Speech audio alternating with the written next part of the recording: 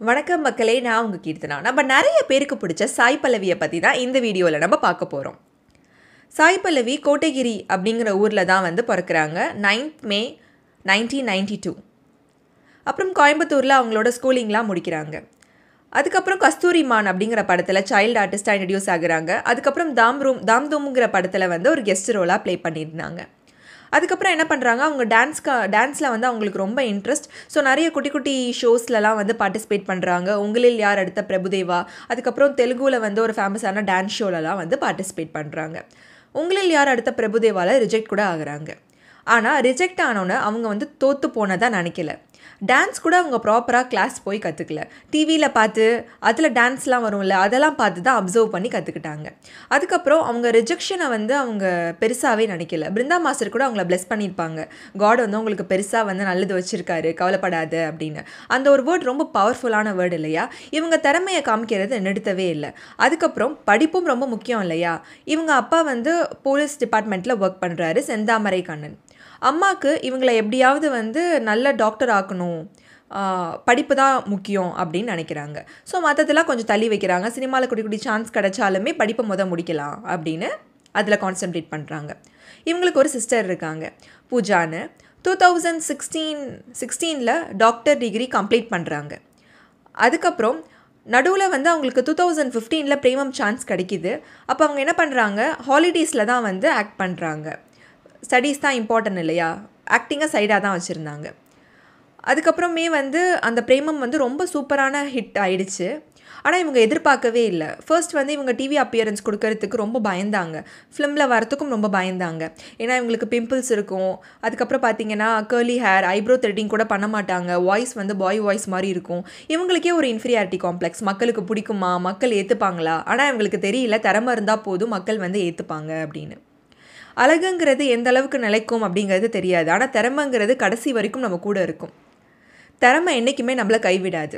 அப்போ அவங்களுக்குள்ள ஒரு இன்ஃபீரியாரிட்டி காம்ப்ளெக்ஸ். நம்மளை ஆடியன்ஸ் தேட்டரில் பார்த்தா என்ன பண்ணுவாங்க, நம்ம எதுவுமே பண்ணல, ரொம்ப சிம்பிளாக இருக்கும், அப்படியே பிளாக் மார்க்லேருந்து பிம்பிள்லேருந்து அப்படியே ஃபேஸில் எல்லாமே தெரியுது, மேக்கப் கூட இல்லாமல் நம்ம கேரக்டர் பண்ணணும்னு சொல்கிறாங்க. ஆடியன்ஸ் ஒரு வேளை பார்த்துட்டே இருக்கும் போது எழுந்து போயிடுவாங்களோ தேட்டரை விட்டு, இல்லை காரி துப்பிடுவாங்களோ, இல்லை கிண்டல் பண்ணுவாங்களோ, இப்படி எக்கச்சக்கமான பயம் அவங்க மனசுக்குள்ளே.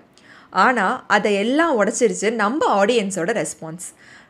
நம்ம நேச்சுரலாக இருக்கிறது தானே நிறைய பேர் லைக் பண்ணுவாங்க. ஸோ அவங்கள பிடிக்க ஆரம்பிச்சிருச்சு.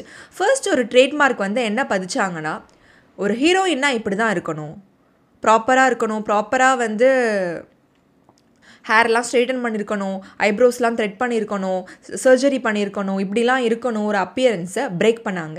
இப்படியும் இருக்கலாம், நேச்சுரலாக இருக்கலாம், த்ரெட்டிங் பண்ணாமையும் இருக்கலாம், ஹேர் ஸ்ட்ரெயிட்டன் பண்ணாமையும் இருக்கலாம். ரொம்ப கிளாமர் காமிச்சு தான் சினி இண்டஸ்ட்ரியில் டாப்பில் இருக்கணும்னு கிடையாது. அதையும் உடைச்சாங்க. நார்மலாக சாரீ போட்டுட்டு ரொம்ப சிம்பிளான பொண்ணு கேரக்டர் பண்ணியும் நம்ம மக்கள் மனசில் இடம் பிடிக்கலாம். எதெல்லாம் சினிமாவில் இப்படி தான் இருக்கணும், கேர்ள்ஸ்லாம் இப்படி தான் இருக்கணும், ஹீரோயினாக இப்படி தான் இருக்கணுங்கிற ஒரு இது இருந்துச்சோ அந்த எல்லாத்தையுமே உடைச்சி இவங்களுக்குன்னு ஒரு ட்ரேட்மார்க்கை பதிக்க ஆரம்பித்தாங்க. இப்போது நிறைய பேர், நிறைய கேர்ள்ஸ் அவங்கள பார்த்து இன்ஸ்பிரேஷனாகவும் எடுத்துக்கிறாங்க. ஓ, பிம்பிள் தானே இருந்தால் என்ன, இது ஒரு நேச்சுரலான இது தானே, இதையே நம்ம ஹைட் பண்ணணும், இது இருந்தால் என் சினிமாவுக்கு வரக்கூடாதா, இதில் என்ன இருக்குது, இது ஒரு நேச்சுரலான பாடி சேஞ்சஸ்னால நடக்கிறது, தானாக போயிடும், இதுக்கே நம்ம கெரியரையே ஸ்டாப் பண்ணணுமா அப்படின்னு நிறைய கேர்ள்ஸுக்கு இவங்க ஒரு இன்ஸ்பிரேஷனாக இருந்திருக்காங்க. நிறைய பேர் அவங்களோட ஃபேஸை மேக்கப் இல்லாமல் மீடியாவில் காமிக்கிற அளவுக்கு இவங்களை பார்த்து கற்றுக்கவும் செஞ்சாங்க. இதெல்லாம் அவங்க இன்டைரக்டாக சொசைட்டிக்கு குட்டி குட்டி நல்ல விஷயம்லாம் பண்ணியிருக்காங்க. இன்னொன்று, அவங்க நம்பினாங்க அவங்கள, நம்மளால் முடியும், அவங்களோட திறமையை எல்லாத்தையுமே காமிச்சாங்க. அந்த படம் ரொம்ப சூப்பராக ஹிட் ஆச்சு. அதுக்கப்புறம் தமிழ், மலையாளம், தெலுங்கு இண்டஸ்ட்ரின்னு ரொம்ப சூப்பராக எல்லா படத்துலையுமே அவங்க பெர்ஃபார்மன்ஸை ரொம்ப பெஸ்ட்டாக கொடுத்தாங்க. திறமை ஒரு மனுஷனுக்கு போதும் வாழ்க்கையில் ஜெயிக்க அப்படிங்கிறதுக்கு ஒரு பெஸ்ட் எக்ஸாம்பிள் சாய் பல்லவி. நிறைய எக்கச்சக்கமான அவார்ட்ஸும் வாங்கியிருக்காங்க. இன்ன வரைக்கும் மக்கள் மனசில் நீங்காமல் இடம் பிடிச்சிட்ருக்காங்க. இவங்களோட சிம்பிளிசிட்டி தான் இவங்களை இந்த அளவுக்கு கொண்டு வந்திருக்கு. இன்னொன்று, இவங்க என்ன தான் டாக்டர் படித்தாலும் கரெக்டான ஆக்டிங்குள்ளே நுழைஞ்சிட்டாங்க இல்லையா? கரெக்டான ட்ரைனிங் இல்லாதனால என்றைக்கு எங்கள் அம்மாவுக்கு நான் ட்ரீட்மெண்ட் பார்க்குறேனோ அப்போ தான் நான் மக்களுக்கு பார்க்க ஆரம்பிப்பேன், அப்போ தான் எனக்கு ஒரு கான்ஃபிடென்ட் வரும், நானும் டாக்டர் படிச்சிருக்கேன்னு சொல்லிட்டு எந்த ஒரு தியரி மட்டும் தெரிஞ்சுட்டு ப்ராக்டிக்கல் தெரியாமல் நான் மக்கள்கிட்ட போக மாட்டேன் டாக்டராக.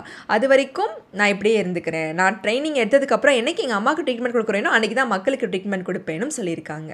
இவங்களோட சிம்பிளிசிட்டியும் ஹார்ட் ஒர்க்கும் தான் இந்த அளவுக்கு அவங்கள கொண்டு வந்திருக்கு. இவங்கள பற்றி உங்ககிட்ட ஷேர் பண்ணிக்கிட்டதில் எனக்கு ரொம்ப சந்தோஷம். தேங்க்யூ.